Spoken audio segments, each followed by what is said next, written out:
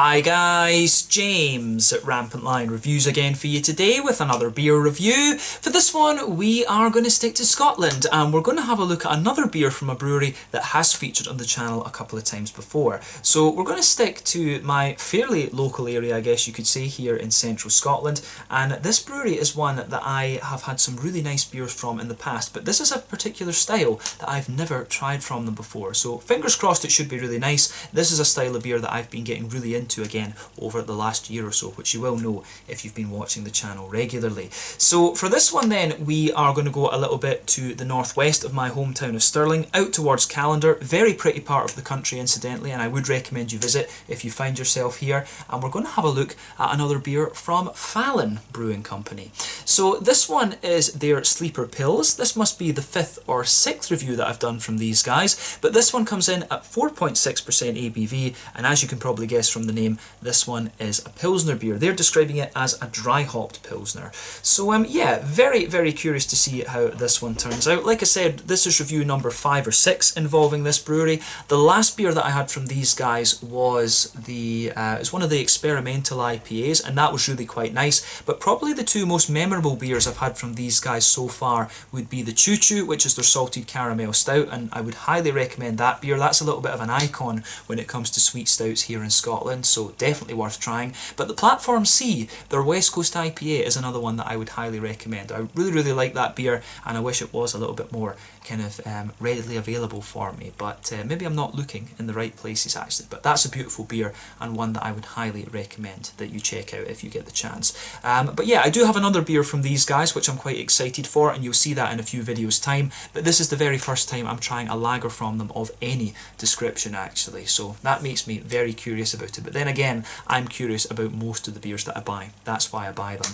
So yeah, very much looking forward to trying this one. As I've said to you in previous reviews, I've been getting really into my lagers again over the last couple of years, or over the last year I guess I should say, the last couple of months. But I think the main reason for that is that so many of the Swedish breweries have started having a go at producing Pilsners and Helles and Dunkels and all of these kind of things. So it's nice to be home this time and try a few of the Scottish offerings for you. So I do hope that you enjoy the lager reviews on the channel this time over in this cycle of Scottish beer reviews at Christmas 2020. So yeah, very curious to see how this one turns out. Like I said, nice to return to Fallon Brewing again after a little while, and I hope that you guys enjoy my take on this one as well. So let's see how we get on then. So as always with my reviews, I'll tell you a little bit about the brewery before we taste the beer. If you want to get straight to the tasting, just fast forward. All the usual links are in the video description below. That's the brewery website, the link to my other reviews that I've done from Fallon Brewing Company before, and you will see more added to that list in the fairly near future. There's all the usual social media down there. If you want to see more reviews, do please consider subscribing to the channel. The whole channel of course has a geography based tagging system, so you can go into the homepage and search for beer based on country, city, state, county, province, prefecture, whatever it is you're interested in. Do check out the playlists of beers from different countries. There is one there for all the Scottish beers that I've reviewed for you. That's being added to whenever I get the opportunity, but quite regularly at the moment because I am at home in the motherland for a little while. And as always, please do get in touch and let me know some of the other beers and breweries that you guys would like to see me review. It's always great to hear from you guys that are watching the videos, and the support that you show the channel is hugely appreciated. So anyway, to tell you a little bit about Fallon Brewing Company then, on to my brewery notes. So, Fallon Brewing Company, as I've told you already in previous videos, was founded by Paul Fallon and his wife Karen, hence the name Fallon Brewing Company. A lot of people call it Fallon, but no, it is Fallon. But Paul is a former home brewer who turned professional and has, as many have done, very well out of it. So these guys brought their brewery site back in 2012 in the engine shed part of the old Kippen railway station near Stirling. Like I said, quite close to Callander, to the northwest of the city, but this is in the vicinity of the Fintry Hills and Gargunnock, and like I said, a very scenic part of the country. But the train station itself closed in 1934, but apparently at one stage it was one of the busiest on the Forth and Clyde Railway because of 2 local creameries, a sandstone quarry, and then a tile and brickworks as well actually, as well as various visitors to the area and 2 different country manors from what I understand. But initially these guys, in order to reduce the startup costs of the brewery and to determine what kind of size of brew kit to buy, if you like, they initially started brewing their beers under contract at Traditional Scottish Ales, which is now known as the Black Wolf Brewery, and these guys are in Throsk, which is to the east of Stirling, if I'm remembering rightly. I know how to get there, but I can't remember where exactly in relation to Stirling it is. But yeah, they started brewing their beers under contract there, but the first beers were produced at their own brewery in April of 2014. They continued to build up the brewery over the coming years, and in 2016 they built a new building at the brewery to increase their capacity, and they installed a canning line there in early 2017, and they've gradually scaled up the fermentation capacity of the brewery over the last few years. All of their beers are vegetarian and vegan friendly, and the brewery now runs off 100% clean energy as well. So they're quite an impressive little brewery actually. This is one that I do hope to feature on the Meet the Brewery segment of the channel at some stage in the future, but as of December 2020, when I'm filming this review for you, these guys have produced around 25 or so different kinds of beer according to Untappd, although I would say that number does seem a little bit low actually. I wouldn't be surprised if they've produced a few more than that. So yeah, 25 beers does seem a little bit low for these guys, but that was the number that was available on Untappd. They've got about 8 beers in their core range, and my recommendations from what I've had so far, like I said earlier, would be the Choo Choo and the Platform C. But I'm very curious to try the Odyssey and also the main line at some point as well. And a lot of the beers, as you're probably gathering already, are named after kind of railway themed things because of the fact that this brewery is based in a former railway station, so or a former engine shed, I guess we could say.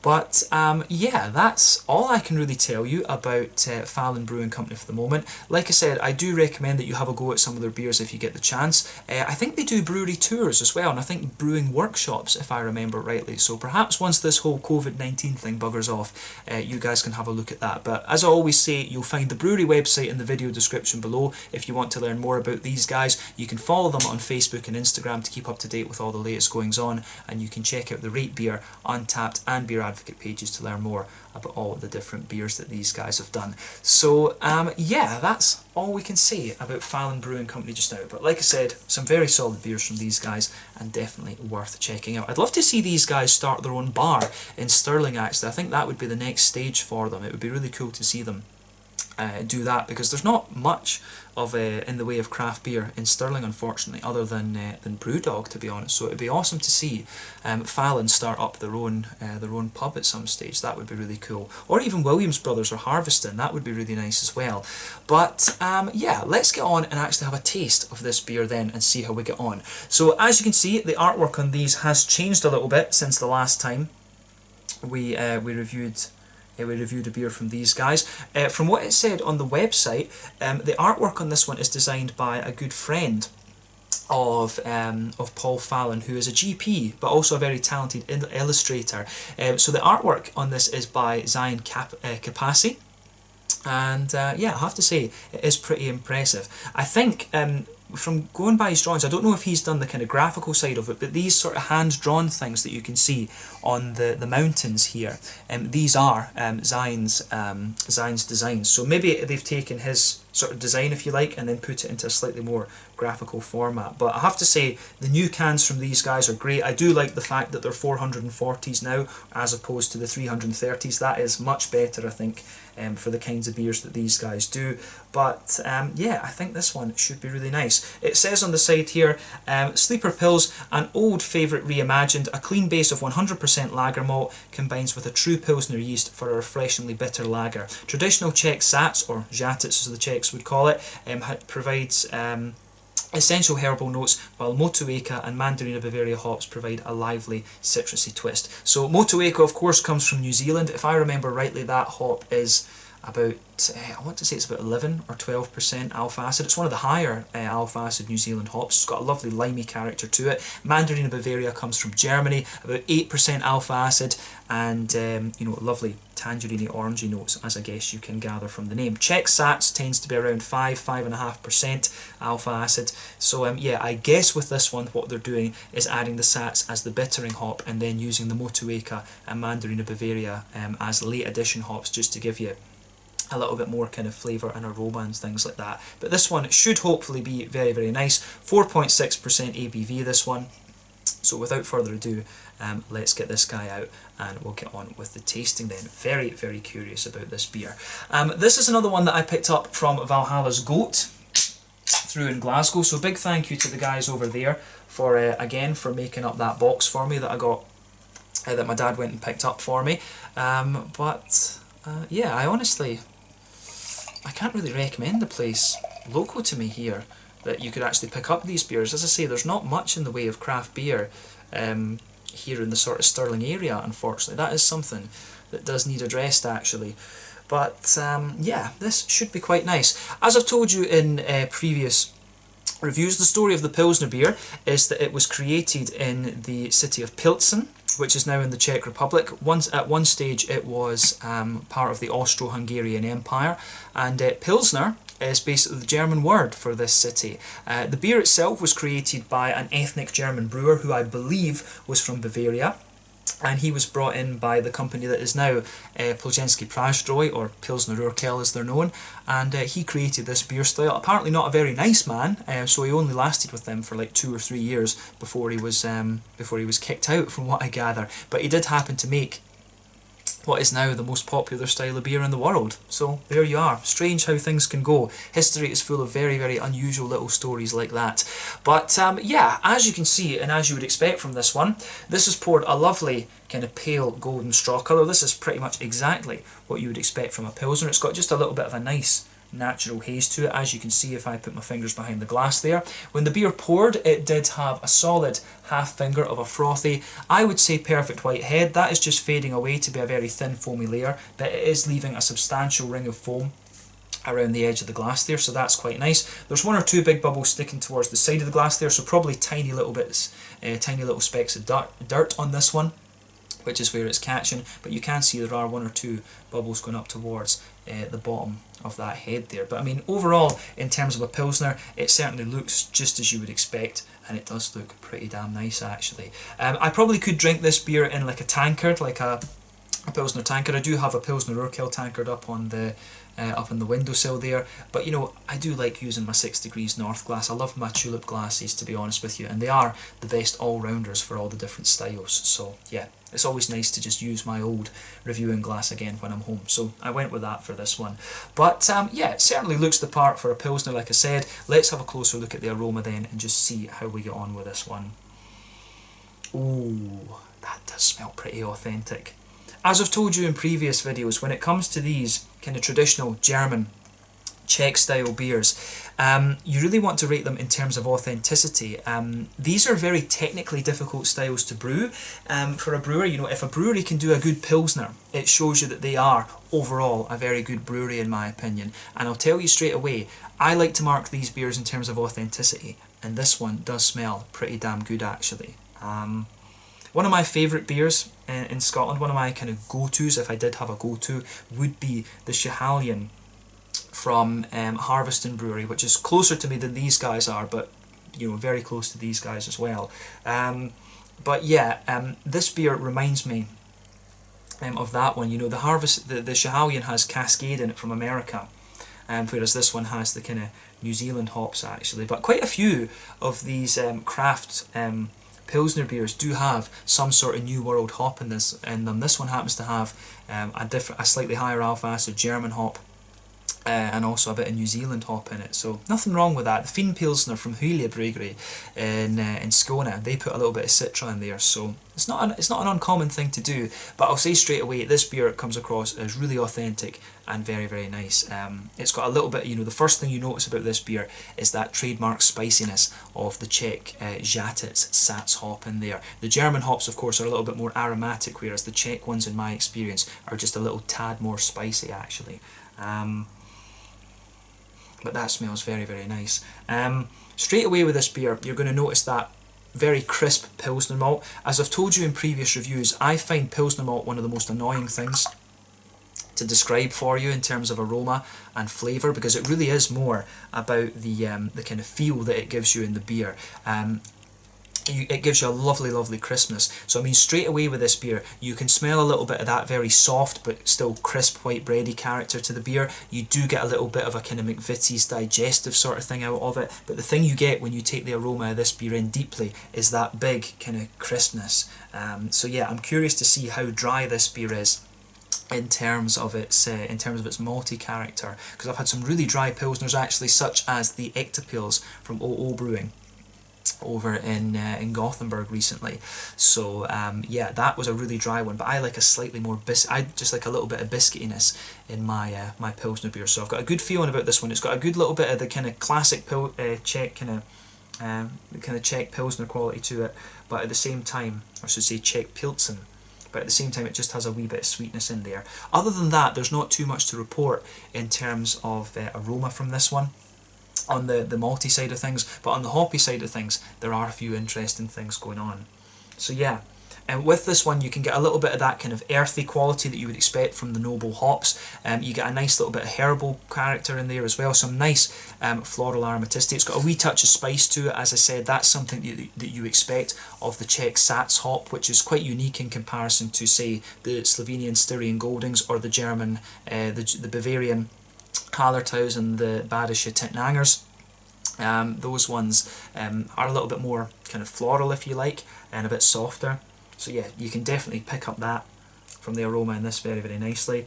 And you do get some of the kind of slightly more citrusy notes out of this one. You can smell a little bit of the lime from the Motueka for sure. The grassiness for me is quite nice in this one as well. It's got a good little bit of smoothness to it. But when you take the aroma in a little bit more deeply, it does have just, it's the lime that really comes out for me. In honesty, it's a little bit hard to detect the kind of more orangey notes from the Mandarina Bavaria, but you can, if you take in the aroma quite deeply, you will just feel a little bit of that more kind of oily character coming out of this one. I've always found that the kind of orangey and limey type hops go well together. Equinaut and Mosaic is a very good pairing, as is Mosaic and as is Mosaic and Motueka, actually, come to think of it. So yeah, there's some really, really nice kind of fruity aromas going on to this one. A wee bit of lime, wee bit of kind of oily orange, like I said, oily kind of tangerines, I would say. But yeah, there's nothing overly surprising about this beer in terms of its aroma. It has everything that you'd expect. But like I say, the thing we want with these beers is authenticity. So yeah, take a little bit of time to enjoy the aroma of this one. But I have to say, I've got high hopes for this. So yeah, let's have a taste of this one then and see how we get on. This one is the Sleeper Pils, coming in at 4.6% ABV from Fallon Brewing Company, close to Callander, near my hometown of Stirling here in central Scotland. Let's get stuck in. Slàinte, skål, cheers.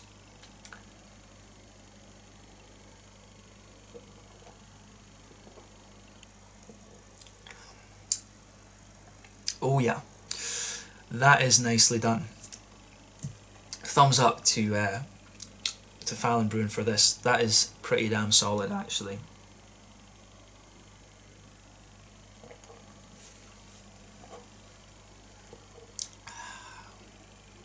Yeah, this is pretty nice, actually. I think that's pretty good.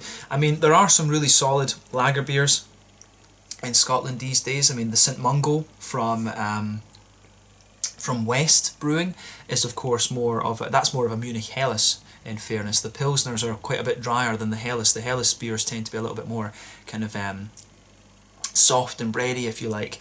But yeah, this is a very, very nice example of the Pilsner style, this one.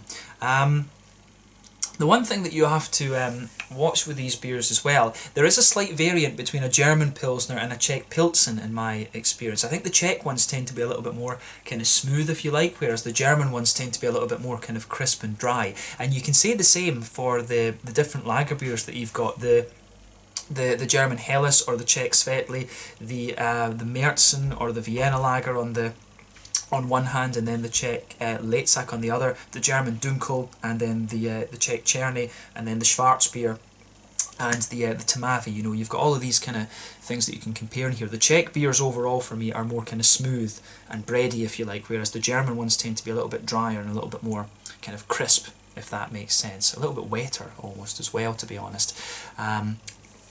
But yeah, kind of an oxymoron on that. But yeah, the German ones just have a little bit more. They're not quite as thick, almost, I would say. Czech beer is regarded as being quite bready, to be honest. But this one, I think, does lean towards that kind of smoother side. It definitely leans more towards the kind of Czech side of things for me, even though it does have a little bit of the kind of slightly more wet quality that you'd expect of the German side of things. Maybe that's just the Scottish water. We've got very good water here in Scotland, of course, but this, as I say, is a lovely example of the style.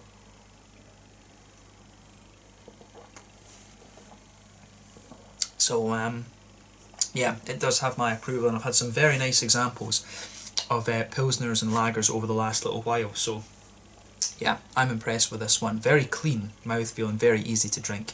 The style is meant to be like that, but I think this one is pretty nice, and it's just got the right level of dryness to it as well. Some of these craft Pilsners can be very, very dry, actually, but yeah. So where to start with this one then? Straight away across the middle of your palate, you get that little bit of the kind of soft but still quite crisp white bready character there. That's in the middle third of your palate, and it's in the back third of your palate as well. If you go towards the very back part of your tongue, you can feel there is a little bit of a grainy dryness to the beer, and that builds up the further that you go into the aftertaste. You can feel that that very slight breadiness is a little bit more apparent on the back third of your palate as well, but you've got a nice little bit of you do get quite a bit of that kind of crispness from the Pilsner malt in this one, right on that borderline between the middle third and the back third of your palate. So there's quite a lot of that going on in this beer.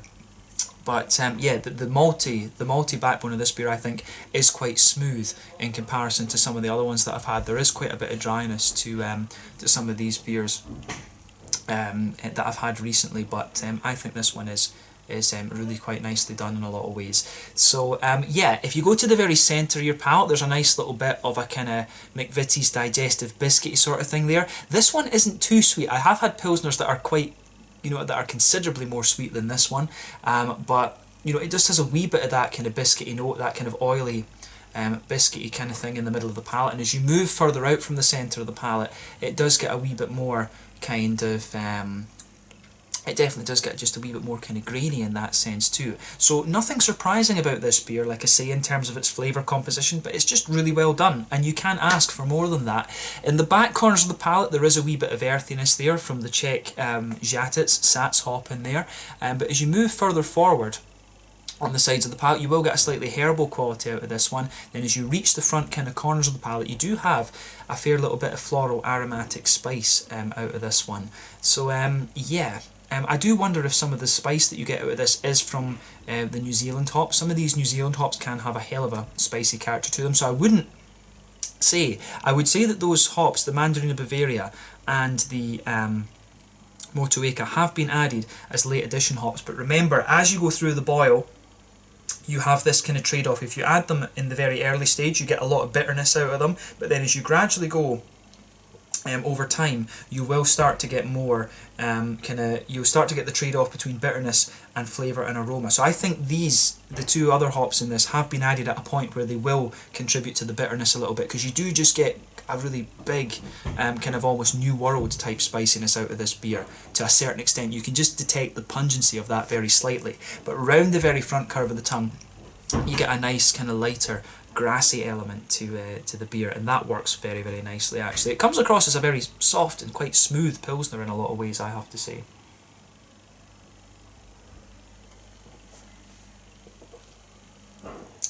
So yeah, I like this one for sure. Definitely would drink this beer again. So yeah, on the front third of your palate, as I always say, that's where you get that nice oily bubble where those juicy fruity esters just roll their way out of the beer. So definitely with this one, you can feel the Czech Žatec hop is taking the lead on this one. You get a nice kind of soft, appley, peary sort of thing that just kind of dominates it kind of forms the base of that hoppy front third of your tongue there. But the further you go into the aftertaste, on the front edge of the tongue, you do get a little bit of the kind of limey character from the Motueka. You can feel that in there, and then underneath, again, as the flavour develops into the aftertaste, you start to get more of the kind of oily orange from the Mandarina Bavaria in there. But I would say that the Žatec is really taking the lead in this beer. The other two are just adding a little bit of kind of complexity and subtlety to the beer, which is quite nice. So yeah, I do like that about it. So yeah, the front half of that front third of your tongue, that's where you'll find those more oily fruits from the Mandarina Bavaria and the Motu Eka. So it's a nice little touch actually. This beer is quite nice. I like the smoothness that this one has. It does develop a little bit of an oily character the further you go into the aftertaste as well, but yeah, it does get a big kind of thumb up from me, this one. I do like how it goes together. So yeah, in terms of the what would we say? In terms of the mouthfeel then, brain's not working. In terms of the mouthfeel, I would say that this beer is at the kind of top end of light-bodied. The carbonation is very, very smooth in this one. It's got a really lovely, clean mouthfeel to it. It's definitely not the lightest of Pilsners that I've come across, and it just has a bit of that oily, kind of minerally sort of thing to it, and I think that's good. I think that's a kind of good reflection on the Scottish water. In terms of bitterness,